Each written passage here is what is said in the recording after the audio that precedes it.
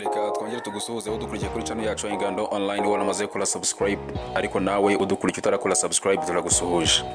Ubushakashatsi bwagaragaje ko abantu bose barota.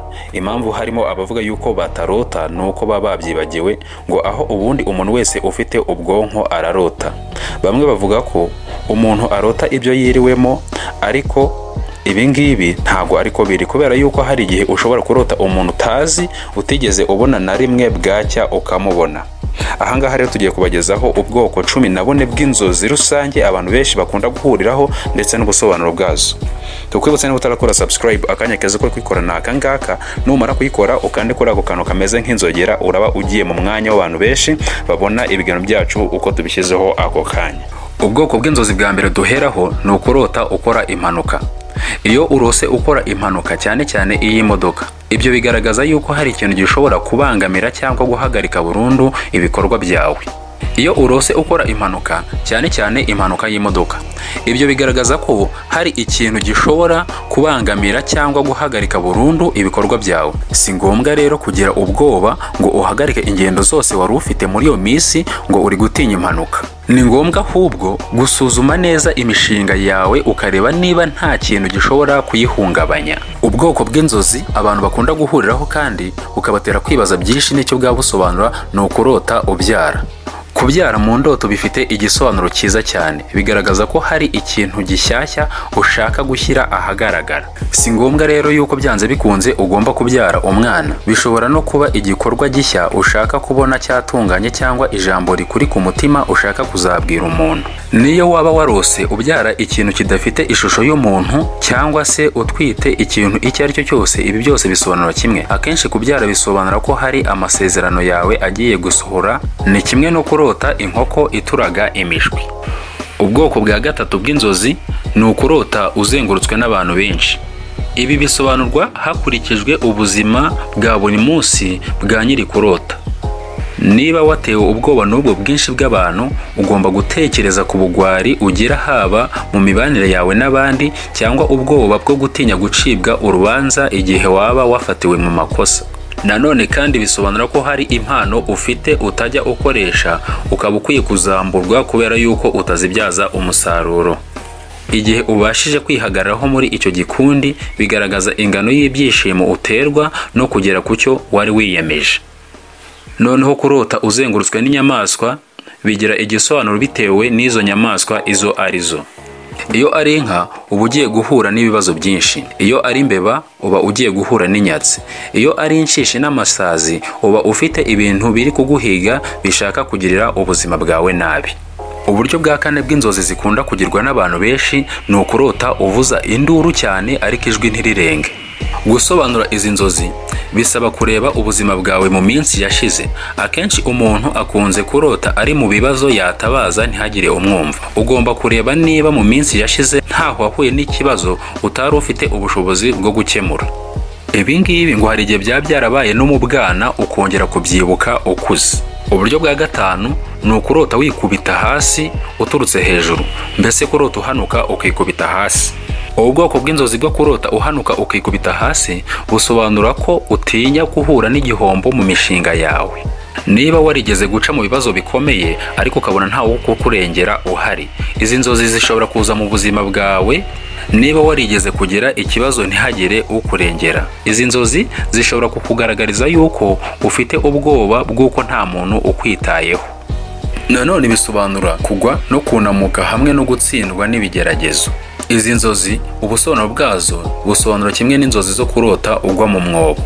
Aho kurota uva ubutaka ukaguruka ukagenda, bisobanura kwaguka mu buryo bw'umwuka ndetse no gukura kw'impano zawe. Kurota wurira igiti cyangwa uzamuka esikariye bisobanura kuzamuka mu ntera. Inzozi z'ubwoko bwa gatandatu abantu benshi bakunze guhuriraho ni ukurota urupfu. Ibi biba ku bantu benshi. Kurota wapfuye cyangwa ugiye gupfa ntibisobanura ko ugiye gupfa, ahubwo bivuga ko imihindagurikire y'ibintu cyangwa iherezo ry'ikintu runaka kizatuma habaho intangiriro y'ikindi.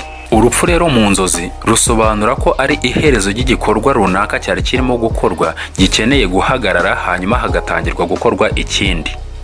Iyo urose undi muntu apfa bisobanura ko uwo muntu arimo gucika intege mu bintu arimo arakora, ku buryo niba hari imishinga afite runaka arimo arakora ibirimo aragenda icika intege ku buryo ashobora kubona imurangiranye hanyuma agatangira indi ariko mu buryo atari yiteguye. Ubwoko bwa karindwi bw'inzozi zikunze kurotwa n'abantu benshi ni ukurota wambaye ubusa. Kurota wambaye ubusa bisobanura ko ushobora kuba wumva utarinzwe mu mibereho yawe. Bishobora ariko nanone kuba ari ikimenyetso cyo kwisanzura ku bantu bose ndetse no kwigirira icyizere. Birumvikana ko bishobora kugira igisobanuro cyiza cyangwa kibi, kuko bishobora no kukwereka ko yuko uri biri hanze nta banga ugira, ibanga riba ari icyo wibagiwe. Mu bijyanye n'imyemerere, ubwoko bw'inzozi bwo kurota wambaye ubusa bushobora kugusobanura yuko mu bijyanye no gukiranuka uri ku rwego rwo hasi cyane, kuko ngo ufite ibintu byinshi bigutandukanya n'Imana. Ubwoko bw'inzozi bwa munani bukunzwe kurotwa n'abantu benshi, kurota warohamye. Ngo abantu bakunze kugira ubwoko bw'inzozi bwo kurota barohamye ni abantu bafite ibibazo bizabagora kubyikuramo. Ahangaha ngo iyo ugize ubwoko bw'izi nzozi ngo uba ufite ubwoba bw'uko ushobora kuzananirwa n'akazi kagutegereje. Nanone bisobanura kuzabiranwa n'ibigeragezo ukarengerwa n'isayo n'agahinda gasazi. Ahangaha nanone ngo bisobanura guterwa n'ibibazo byinshi, ibigeragezo bikakubana byinshi, hahandi uba warabuze uko ubyivanamo. Ubwoko bwa 9 bw'inzozi zikunda kurotwa n'abantu benshi ni ukurota ukuka amenyo. Ubundi amenyo ni ikimenyetso cy'ubuhangange n'inyota yo gushaka gutunga. Gukuka amenyo mu ndoto ni ubwoba bwo gutinya kuva ku buyobozi bw'ikintu runaka wari ukomeyemo. Uburyo bwa 10 ni ukurota ushyikirizwa ubutumwa, uhabwa invitation cyangwa se nawe utanga invitation. Gushyikirizwa ubutumwa utiteguye bishobora kugushimisha, kugutenguha cyangwa se kugukomeretsa. Ngo ubwoko bw'inzozi bushobora kukuhishurira yuko hari umuntu runaka ukunda kukuza mu bitekerezo ariko ntubyiteho, ugahora umutekereza ariko ukaba udaherutse kumubona. Ubundi bwoko bw'inzozi zikunzwe kurotwa n'abantu benshi ni ukurota wabonye amafaranga menshi. Kurota amafaranga bisobanura ko urota amafaranga aba afite ubukire mu mutima we, aba ashaka kuzashyira ahagaragara. Ubu bwoko bw'inzozi kandi bugaragaza uko nyiri kurota izi nzozi ateye, ibyo akunda n'ubushake bwo kubishyira ahagaragara ngo amenyekane. Ubwoko bw'inzozi bwa 12 bukunzwe kugirwa n'abantu benshi ni ukurota ukora ubukwe. Abantu benshi iyo basobanura kurota ubukwe icyo bisobanura, basobanura bagendeye ku bitekerezo y'abantu benshi, ariko nanone nta bushakashatsi bwimitse bugaragaza ko ahangaha ibyo bavuga ari ukuri. Kurota ubukwe bugira ibisobanuro byinshi bitewe n'uburyo wabirosemo hamwe n'uwo wabiroteye, ariko akenshi bisobanura urupfu. Iyo urose umuntu w'umugabo yakoze ubukwe yambaye ikanzu y'abageni biba ari urupfu. Mu mibanire isanzwe iyo urose abantu basezerana bishobora gusobanura gushinga urugo, cyangwa bigasobanura kubona agakiza cyangwa kongera kwivugurura mu gakiza bagasubira uko bahamagawe cyangwa uko basezeranye n'Imana. Ubwoko bwa 13 ni ukurota uri ku igare. Kurota uri ku igare ahangaha nanone hari abavuga yuko bisobanura urupfu, ariko kurota uri mu modoka cyangwa se kuri moto bisobanura yuko uri kwihuta mu iterambere ryawe. Noneho mu myemerere bigasobanura ko uri mu rugendo rw'ivugabutumwa. Byose biterwa n'ibyabanje ndetse n'ibyaherutse mu nzozi. Ubwoko bwa 14 bw'inzozi zikunze kugirwa n'abantu benshi ni ukurota urya.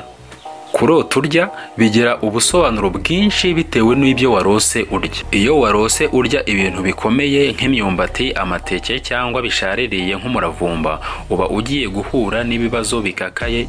Noneho iyo warose urya cyangwa unywa ibintu biryohereye, uba ugiye guhura n'ibintu byiza. Turagushimiye wewe wadukurikiye, tukwibutsa yuko ushobora kudukurikira ku rukuta rwacu rwa Instagram ndetse na Facebook, hose ushakisha Ingando Online.